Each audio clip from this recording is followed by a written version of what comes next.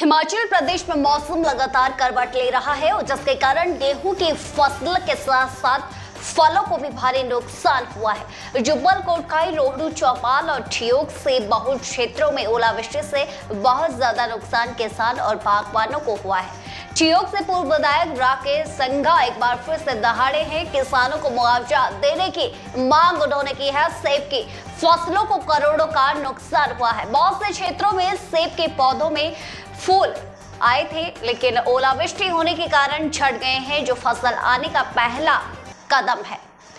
रुकेंगे इसमें छोटा सा ब्रेक के लिए।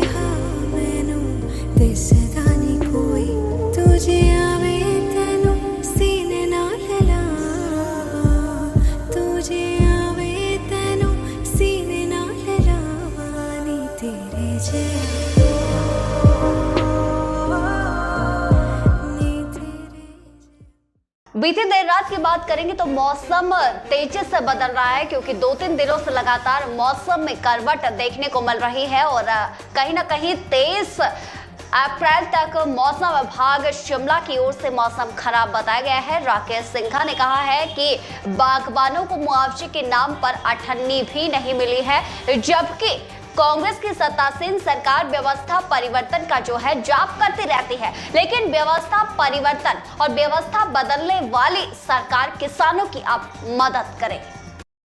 देखिए, जहां तक मेरी जानकारी है, सिर्फ एक दफा यह इलाका जुब्बल का है, जहां किसानों ने हाई कोर्ट का दरवाज़ा खड़काया और हाई कोर्ट ने निर्धारित किया कि आपको मुआवजा देना पड़ेगा। वही मुआवजा आज तक मेरी जानकारी में सरकार और सरकार के तंत्र ने दिया। नहीं तो ओलावृष्टि होती है, भारी बर्फ होती है, पेड़ टूट जाते हैं, फसल नष्ट हो जाती है। जो समय फ्लावरिंग सेब की चल रही है, तबाह हो गई है। जिस मर्जी की सरकार पिछले 20 वर्ष में हमने देखी है, पहला काम कि जी हमने डिप्यूट कर दिया है रेवेन्यू विभाग के, तहसीलदार चले गए, एसडीएम चले गए। ये सारा भ्रमित करने के लिए, ये सारा भ्रमित करने के लिए है।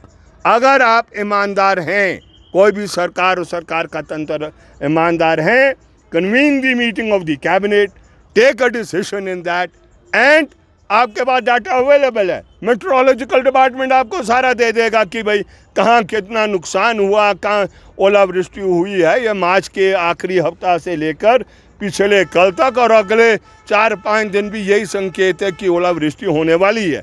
किस इलाके में होगी वो कहना कठिन है, लेकिन हिमाचल का कोई हिस्सा, ये किन्नौर में बर्फ़ पड़ गई है, लाहौल स्पीति में बर्फ़ पड़ गई है, पेड़ तबाह हो गए हैं, क्योंकि जब सैप चढ़ जाएगा पेड़ में, वो नाजुक स्थिति है, तो इसलिए बहुत भारी लॉस किसान का हुआ है। हम उम्मीद करते हैं सरकार से कि वो हस्तक्षेप कर कर तुरंत उसको राहत देने का कार्य करें। आपको क्या लगता है सर, पहले तक किसी सरकार ने नहीं दी, और ये तो आप सरकार डे 1 से एक ही राग रट रही है कि खजाना खाली है, और ये हकीकत भी है, ये सच्चाई भी है। जो ये नव उदारवाद का विकास का रास्ता है, ये ऐसे मोड़ पर पहुंच गया है जहां पर अब ये 1 इंच आगे नव उदारवाद नहीं चल सकता। दुग्गल कैरियर पब्लिक स्कूल, जहां दी जाती है गुणवत्ता परक शिक्षा। पांवटा साहिब का एकमात्र ऐसा स्कूल जिसने छात्रों को स्कूली शिक्षा के साथ साथ करवाई जाती है जेईई मेंस, एनडीए, एनटीएससी और नीट जैसी प्रतियोगी परीक्षाओं की तैयारियां। बोर्ड परीक्षाओं और स्पोर्ट्स में भी हमेशा अव्वल रहते हैं दुग्गल स्कूल के छात्र। तो अपने बच्चों के बेहतर भविष्य के लिए चुने Duggal career public school, Paonta Sahib.